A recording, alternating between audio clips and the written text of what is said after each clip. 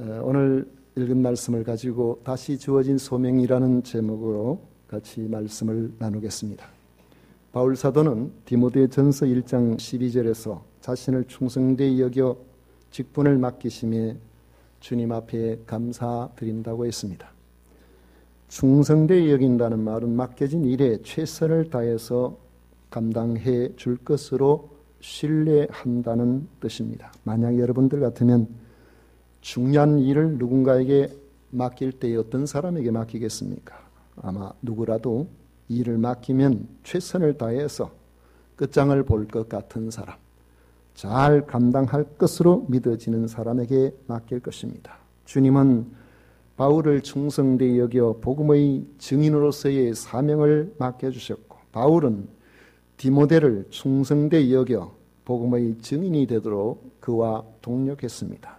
이제 디모데에게도 같은 부탁을 합니다. 디모데후서 2장 2절에 보면 또 내가 많은 증인 앞에서 내게 들은 바를 충성된 사람들에게 부탁하라. 그들이 또 다른 사람들을 가르칠 수 있으리라 했습니다.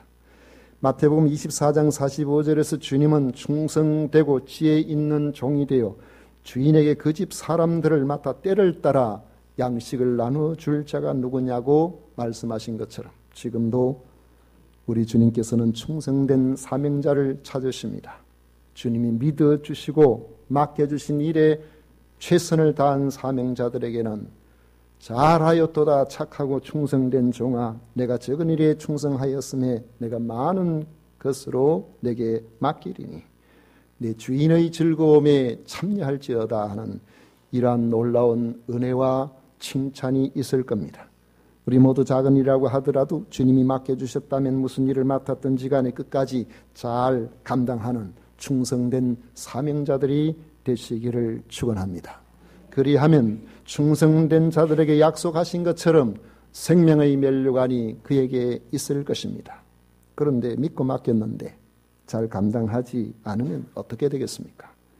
이런 경우 우리는 또 다시 그 사람의 그 일을 맡겨야 하나 고민하게 될 것입니다.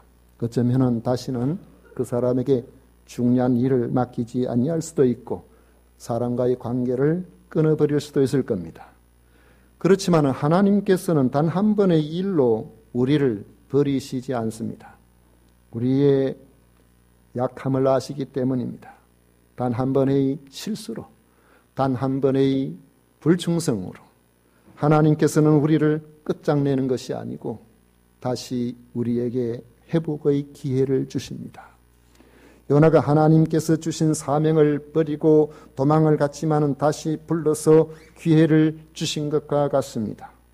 베드로도 예수님이 십자가를 지고자 하실 때에 대제사장 무리들의 그 권세에 서슬퍼른 두려움 속에서 예수님을 3번이나 모른다고 부인을 했지만은 예수님께서는 베드로를 용서하시고 회복시켜서 내 양을 치라고 하시면서 귀한 사도의 직분을 맡겨주셨습니다. 이것이 하나님의 은혜요 사랑입니다. 우리가 자신이 능력이 있어서 하나님의 동력자가 되는 것이 아니고 하나님의 오래 참으심과 용서하심과 사랑하심 때문에 천사도 흠모할 직분을 감당할 수가 있는 것입니다. 죽도록 충성하고 최선을 다해서 맡겨주신 일을 감당하고 난 이후에도 뒤돌아보면 하나님께서 내게 주신 은혜로 이 일을 감당할 수가 있었구나, 모든 것이 하나님의 은혜였구나 고백하는 이유가 거기에 있는 것입니다. 하나님께서는 다시 요나에게 말씀하십니다. 일어나 저 큰 성읍 니느웨로 가서 내가 네게 명한 바를 그들에게 선포하라 명령하셨습니다. 이 두 번째 소명의 내용은 요나가 처음 받았던 소명과 같습니다. 하나님께서는 마치 아무 일도 없었던 것처럼 그 중요한 일을 위해서 요나를 찾아주시고 그 일을 그대로 맡겨주신 것입니다. 예수님께서 부활하신 후 베드로를 찾아오셨을 때도 그렇게 하셨습니다. 베드로가 부인한 이 일을 전혀 모르시는 것처럼 그 일에 대해서 베드로야 너 왜 그렇게 했느냐고 언급도 하지 아니하시고 새롭게 시작하도록 믿어주시고 맡겨주신 겁니다. 왜 이렇게 하실까요? 이렇게 책망하지 아니하고 다시 그를 불러서 중요한 일을 맡기시는 근거가 어디에 있을까요? 그 근거는 우리에게 있지 않습니다. 오직 하나님의 사랑에 있습니다. 우리는 연약하고 우리는 부족하고 실수도 잘하고 넘어지기도 잘하지만은 우리를 한번 부르시면 끝까지 책임지기를 원하시는 하나님께서 우리를 사랑하시기 때문에 우리로 하여금 책임을 묻기보다 다시 세워서 회복하기를 원하시는 겁니다.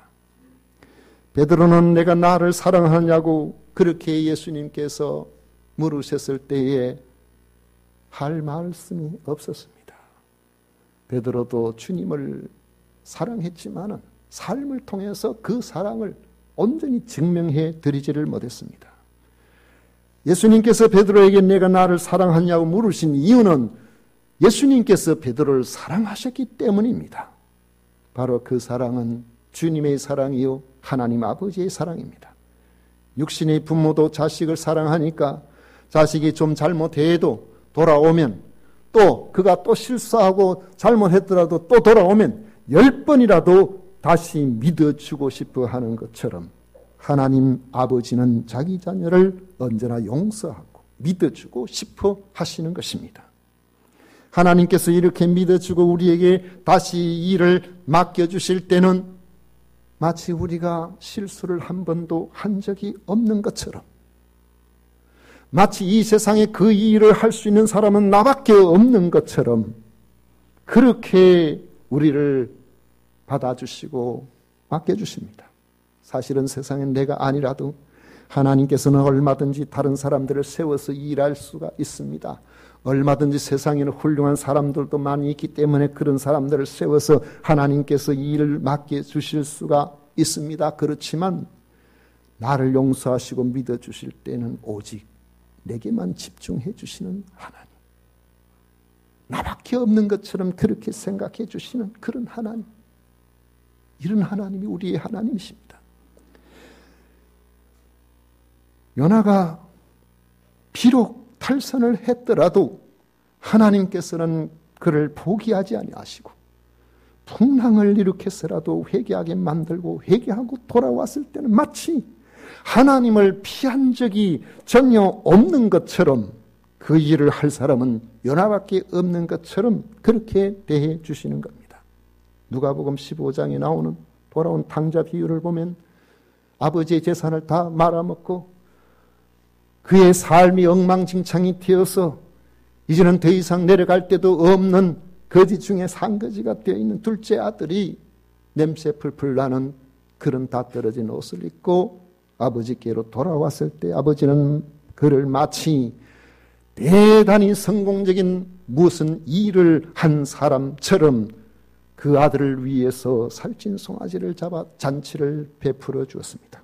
둘에서 일하다 돌아온 큰아들이 보고서 자기는 아버지를 배반한 적도 없고 아버지 밑에서 열심히 일했는데 자기 둘째 아들 무슨 짓을 한 것을 알고 있는 그 아들을 위해서 하고 있는 그 아버지의 모든 행동들이 너무나 과분하게 지나치게 그렇게 느껴져서 나는 뭐지? 나는 아버지한테 사랑받는 아들이 아닌가? 마치 자신은 아버지 앞에 아무것도 아닌 것처럼 그런 사람인 것처럼 스스로 소외감을 느낄 정도였습니다. 여러분, 둘째 아들이 대단해서가 아닙니다. 아버지가 그 둘째 아들을 그만큼 사랑했기 때문에 그런 겁니다. 이처럼 하나님께서는 우리가 하나님 아버지께로 돌아가면 마치 세상에 나밖에 없는 것처럼 나를 대해 주시는 겁니다. 이것이 하나님의 사랑이요 하나님의 은혜입니다. 그런데 하나님께서 이처럼 나를 사랑해 주시는 데는 우리가 미처 다 알지 못하는 하나님의 사랑의 또 다른 의미가 있습니다. 요나를 사랑하셨을 뿐만 아니라 니니웨 성의 악한 사람들을 이 요나를 통해서 돌이키기를 원하셨기 때문입니다. 우리 사람들의 사랑은 언제나 폐쇄적이에요. 그래서 어떤 여인들은 자기 남편이 자기만 사랑하기를 바라보고 길 가다가 누가 인사할 때 눈웃음으로 같이 인사해 주면 옆구리로 칵 찌릅니다. 왜? 지나가는 여자 보고 웃냐고. 나만 바라보고 나만 사랑해 줘. 나한테만 웃어야 되지 왜 그렇게 하냐. 우리 사람은 그 사랑이 상당히 폐쇄적이에요. 내가 당신을 사랑하니 당신도 나만 사랑해야 된다는 거예요. 내가 좋아하는 친구가 나와 정말로 그 관계가 좋은 그런 친구가 알고 보니까 나 말고도 그 친구가 다른 친구들과 잘 지내는 것을 보면 남자나 여자나 은근히 마음이 좀 서운하고 시기나 질투를 느낄 수가 있습니다. 그러나 하나님의 사랑은 그렇지 않습니다.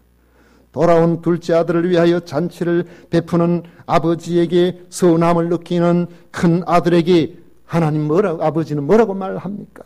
얘야, 내게 있는 것이 다 너의 것이 아니냐. 하나님께서는 누군가를 사랑하신다고 그렇게 말씀하실 때, 내 옆에 있는 누군가를 사랑한다고 할 때, 그에게 큰 은혜를 하나님께서 베푸실 때, 하나님께서는 그에게만 큰 은혜를 베푸시는 것이 아닙니다. 그에게 큰 은혜를 베푸시는 것을 보고 여러분들이 마음에 소외감을 느낄 필요가 전혀 없어요. 여러분을 향하신 하나님의 사랑이 결코 작아지지 않는다는 점을 믿으시기를 바랍니다. 저는 간혹 그런 생각이 들 때가 있습니다. 어떤 사람들은 말이죠, 하나님께서 얼마나 가까이에서 그와 대화하시고 그를 이렇게 지켜보시고 그를 세밀하게 돌봐주시는지, 이런 분들은 간증거리가 많아요. 그래서 하나님께서 나에게 이렇게 하셨어요, 저렇게 하셨어요, 내 기도를 이렇게 들어주셨어요, 그렇게 이야기를 하는데, 여러분 그건 너무 부러워하지 마세요. 간증거리 많다는 것은 상고가 많다는 거예요.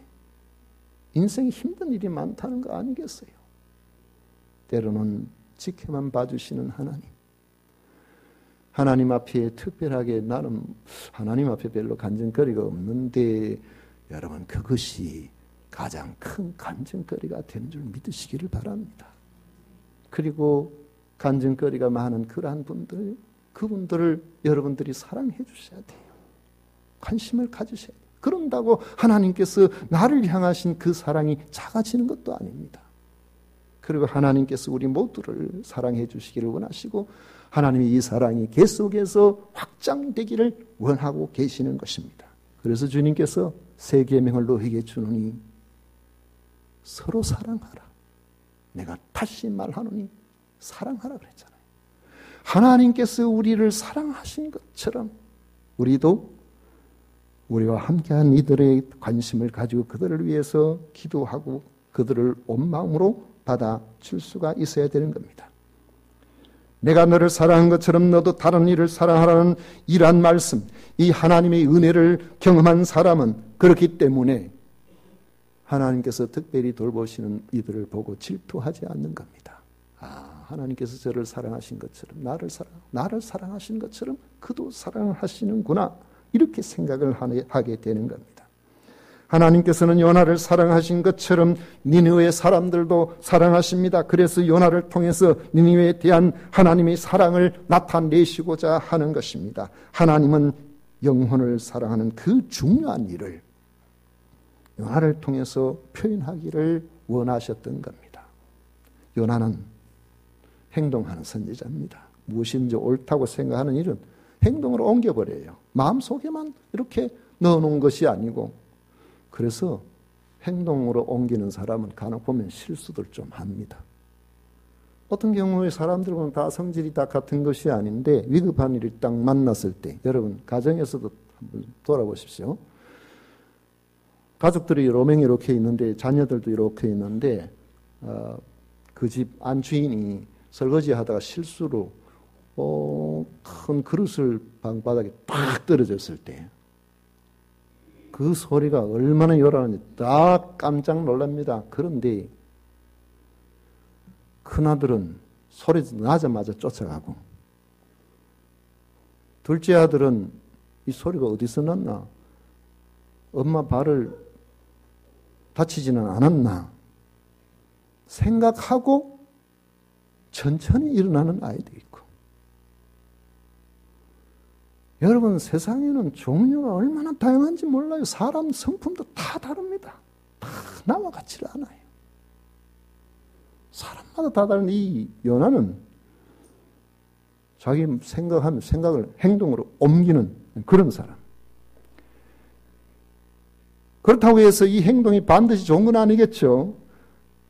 자기 생각과 하나님의 뜻이 일치가 되지 않을 때 자기 생각을 앞세워서 그는 하나님의 뜻과 반대되는 것으로 행동으로 옮기기도 했습니다. 그래서 니느웨로 가야 될 사람이 다시스로 가기도 했던 겁니다. 이제 물고기 뱃속에서 나온 요나가 그 요나에게 하나님께서 다시 말씀이 선포되었습니다. 일어나 저 큰 성읍 니느웨로 가서 내가 네게 명한 바를 그들에게 선포하라는 것입니다.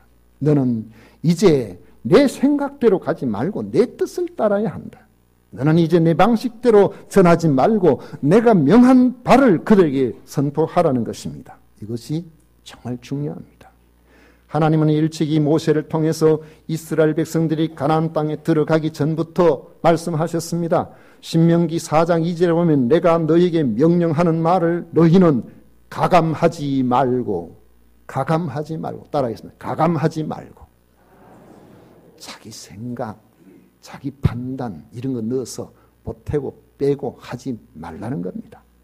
내가 너에게 내리는 너희 하나님 여호와의 명령을 지키라. 그리하면은 살고 했습니다. 그리하면 산다는 거예요. 여러분, 모세가 신명기를 통해서 이스라엘 백성들이 가나안 땅에서 그들이 생명을 얻고 복된 삶을 살아갈 수 있도록 신신당부한 내용이 그겁니다. 이제 요나에게 강조하여 하신 말씀도 그렇습니다. 니느웨로 가서 내가 내게 명한 바를 그들에게 선포하라는 것입니다. 요나는 처음에 하나님께서 니느웨에 가서 외치라고 말씀하실 때에 동의하지 않았습니다. 하나님의 명령이 자기 생각과 달랐기 때문입니다. 그래서 자기 생각대로 행동했습니다. 니느웨로 가지 않고 다시스로 도망가려고 했습니다. 그러다가 죽었다가 산 것 같은 일을 당하고 나자 요나는 이전과는 다른 모습을 보입니다. 3절에 요나가 여호와의 말씀대로 일어나서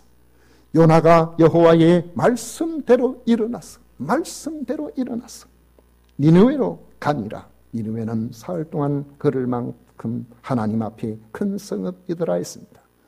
요나는 여호와의 말씀대로 일어나서 니느웨로 가는 순종의 모습을 보이고 있습니다. 그런데 순종의 모습을 보이는 요나가 그 중심에 정말 하나님의 말씀에 동의를 하고 순종을 했느냐는 겁니다.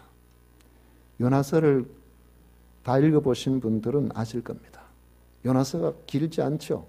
4장까지밖에 없는데 앞으로 아마 말씀을 요나서를 3번 정도 강의를 하면은 마칠 거라고 생각이 됩니다만은 요나는 하나님이 사랑하시는 니느웨 사람들을 여전히 사랑하지 않았습니다. 아직도 요나에게 니느웨 사람들은 자기 민족을 괴롭힌 족속이요 망했으면 좋은 그런 민족입니다. 하지만 그럼에도 불구하고 요나에게 다른 점이 있습니다. 바로 순종입니다. 전에는 다시스로 도망하여 불순종했지만 이제는 자기 생각과 맞지 않지만은 자기 마음대로 행동하지 않고 하나님의 말씀에 순종했다는 것이죠. 물론 요나의 순종이 하나님의 마음에 합한 완전한 순종은 아닌 것 같습니다. 3절에서 니느웨는 사흘 동안 걸어서 다닐 만큼 하나님 앞에서 큰 성읍이라고 그렇게 말씀하고 있습니다. 니느웨가 얼마나 큰 성읍인지 사흘 동안 걸을 만큼 3절에 그렇게 말씀하고 있잖아요.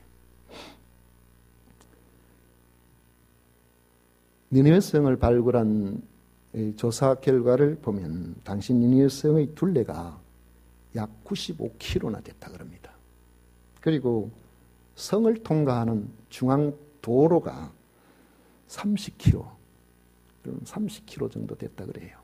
제가 과거에 금산에서 이 금산이 진주의 가장 동쪽이잖아요. 진주의 가장 저 서쪽인 진양호까지 한번 걸어가 봤는데 아마 20km 안 될 겁니다. 한 16km 정도 될까? 그래 안 될 거예요. 근데 바로 통과해서 간다 그러면은 또 그만큼도 안 되겠죠. 한 12kg는 될란지 모르겠어요. 30kg 된다. 4절을 보면은 사흘 동안 걸을 만큼 큰 성읍인 니느웨를 요나는 단 하루 동안만 다니면서 외쳤다고 했습니다. 요나가 그 성읍에 들어가서 하루 동안 다니며 외쳐 이르되 40일이 지나면 니느웨가 무너지리라 하였더니 했습니다. 사흘 동안 걸어 다니면서 그렇게 가야 될 성을 무슨 재주로 요나가 축지법을 썼나요? 말을 타고 중앙 도로를 빠르게 지나가면서 대충 그렇게 전했을까요? 아니면은 관공서나 사람들이 모이는 시장이나 이런 주요 장소만 몇 군데 다니면서 전했을까요? 그것도 아니면 하루 만에 여러분 회개하시오. 회개하지 않으면 하나님께서 이 니느웨 성을 완전히 그냥 뒤집어 엎을 거라고 그렇게 말씀하셨습니다. 영어 성경에 보니까 그려놨더라고요. 여러분 이렇게 하루 동안 전했는데 아직까지 아마 니느웨 성 전체에는 이 사실이 제대로 구석구석 들어가지 않았을 겁니다. 그런데 저쪽에 보니까 벌써 회개의 기미가 보이니까 아이고 이러다가는 이 사람들이 회개하면 하나님은 자비로우시고 은혜로우시고 오래 참으시고 그런 분이기 때문에 재앙을 안 내리실 수도 있겠구나. 하루만 하고 말자. 그런 건 아닌지 요나의 순종이 좀 수상해 보이는 그런 면이 있다는 거죠. 어찌되었든 4장 내용을 미뤄보면 요나가 진심으로 회개를 요청하는 마음으로 니느웨 사람들이 멸망당하지 않기를 바라는 그러한 마음으로 순종한 것은 아닌 것으로 보입니다. 그럼에도 요나는 니느웨에 가서 하나님의 말씀을 선포했다는 것은 틀림없고 니느웨 사람들은 40일이 지나면 니느웨가 무너지리라고 외치는 요나의 말을 듣고 그 다음 말씀에 보면은 자신들의 죄를 회개했다고 말씀합니다. 성도 여러분, 이 시대에 복음을 전하는 메신저가 신뢰를 받지 못하는 그런 일들이 벌어지고 있습니다. 메신저가 신뢰를 받지 못하니까 사람들은 우리가 전하는 메시지, 하나님의 말씀이 마치 신뢰할 수 없는 것처럼, 능력이 없는 것처럼 착각하는 경우가 발생을 한다는 것이죠. 하지만 하나님의 말씀의 능력은 그것을 전하는 메신저에게 달려있는 것이 아닙니다. 메신저가 전하는 메시지의 출처가 전능하신 하나님이시라면 그 말씀이 전해지는 그곳에 하나님께서 능력을 허락해 주신다는 사실을 믿으시기를 바랍니다. 그래서 하나님의 말씀이 있는 곳에는 여러분 아멘 하세요. 하나님께서는 여러분들이 삶에 힘들고 어려워도 내 생각처럼 되지 않아도 하나님께서 나와 함께 하시기만 한다면은, 하나님께서 오케이 하신다면은 하나님의 능력이 나타낼 줄을 믿으시기를 바랍니다. 그곳에 하나님의 역사가 일어나는 것입니다. 제가 혹 여러분들에게 신뢰를 얻지 못한다고 할지라도, 존경이 가지 않는다고 할지라도 여러분들은 제가 전하는 하나님의 메시지를 듣고 믿으시기를 바랍니다. 여러분들이 살기 위해서 믿어야 됩니다. 여러분들이 살기 위해서 받아야 됩니다. 여러분들이 복된 삶을 살기 위해서 하나님의 말씀을 붙들어야 된다는 것이죠. 여러분도 마찬가지입니다. 나 같은 것이 복음 전하고 나 같은 것이 여러 사람들한테 뭘 전해봤자 무슨 능력이 나타나겠냐? 아닙니다. 여러분들이 전하는 그 하나님의 말씀이 능력이 있는 겁니다. 어떤 분 그렇게 우스개 말인지 그런 이야기를 하더라고요. 서울 사람들은 지하철을 타면 예스만 잘하면 하루에도 천당 갈 기회가 여러 번 생긴대요. 사람들이 자꾸 노 해서 그렇지 예스만 잘하면 된대. 그건 무슨 말이냐면 예수 천당, 예수 천당. 한 대만 전부 예수 천당. 따라합시다. 예수 천당. 노가 아니고 예스. 하나님 앞에 하나님께서 기뻐하시는 우리의 영원한 소망의 나라 예수 그리스도를 통해서 구원받는 이 믿음을 우리에게 증거할 때 예스 믿습니다. 아멘 믿습니다. 그게 아멘이잖아요. 우리가 하나님의 말씀을 때로는 100% 동의할 수가 없을 때가 있습니다. 우리가 정말 하나님의 말씀을 있는 그대로 다 받아들일 수가 있으면 좋을 텐데 여러분 우리가 그렇지 못한 경우가 많아요. 왜 그렇습니까? 우리는 피조물이에요. 하나님은 창조주십니다. 우리는 만들어진 존재입니다. 만들어진 존재가 우리를 만드신 분을 다 이해할 수가 있을까요? 불가능한 겁니다. 우리가 알 수 있는 것은 하나님께서 만들어주신 우리 창조물에게 허락해 준 우리의 이성 한계, 우리의 오감의 한계, 그 범위를 벗어나지 못해요. 여러분 우리가 생각을 해보세요.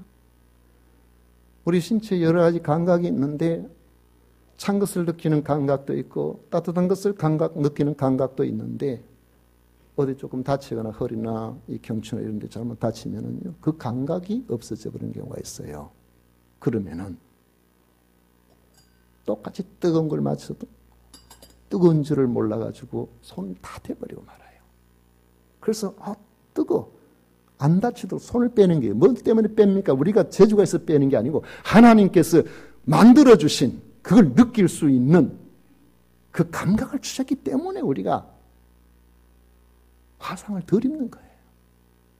그래서 우리가 세상을 판단하고 환경을 바라보고 하나님 세계 만드신 세계를 바라보는 것도 하나님께서 우리에게 허락하신 그 모든 피조된 우리에게 허락하신 그것을 벗어날 수가 없는 겁니다. 그래서 내가 다 알아보고 내가 확실히 인식하고 난 이후에 하나님께서 주의 성령으로 우리의 눈을 밝혀주시지 아니하면 만년을 산다고 할지라도 우리는 여전히 피조물이기 때문에 하나님이 하시는 일을 알 수가 없는 겁니다.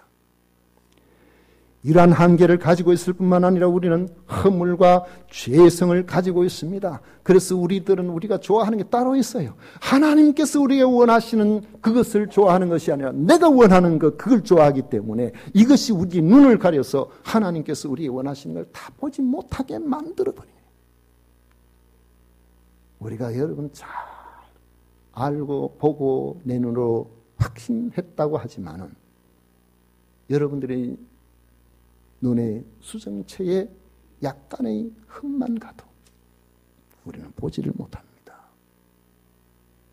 세월이 흘러가면은 백내장을 좀 많이 하잖아요. 그 백내장, 저는 백내장이 뭔가 몰랐어요. 그렇게 많이 들어도 백내장이 뭔가, 백내장 같은 수술을 한다고 그럴 때, 수술하면은, 안구 앞쪽에 뭔가 허연 게 걸려가지고, 그걸 걷어내는 것이 백내장 수술이에요. 저는 그렇게 생각했어요.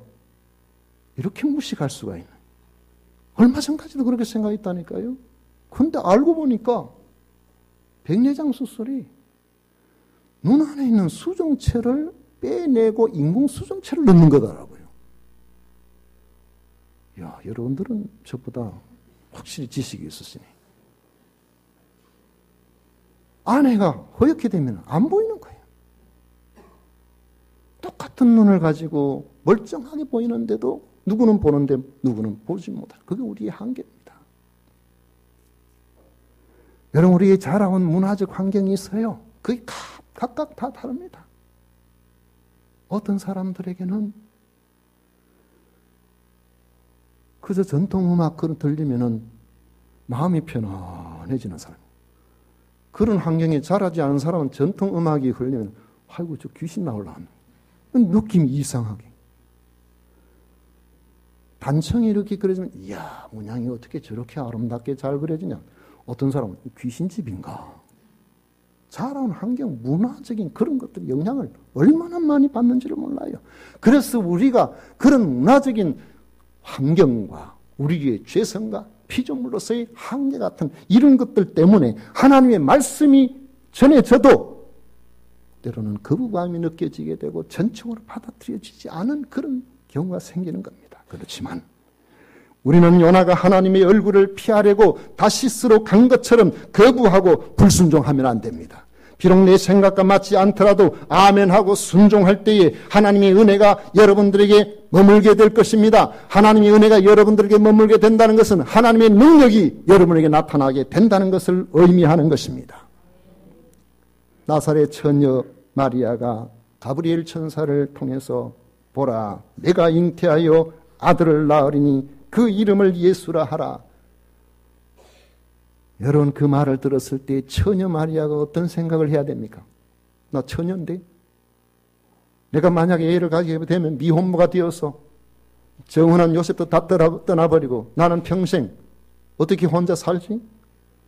사람들로부터 손가락질을 받으며 치명적인 이런 결점을 갖고 사는 건 아닌가? 그런 소리를 듣게 되었음에도 불구하고 하나님께서 말씀하셨다는 가브리엘 천사의 말을 받들어서 주의 여종이 오니 말씀대로 내게 이루어지이다. 아멘 했습니다. 그러니까 하나님께서 나머지를 일사천리로 해결해 주셨어요. 요셉의 마음을 변화시켜 주시고 그 이후에도 적어도 6남매 이상을 낳아가지고 예수님 날 말고도 성경에 보면 6남매 이상을 낳았어요. 정상적인 가정을 꾸려서 그렇게 살아갈 수 있습니다.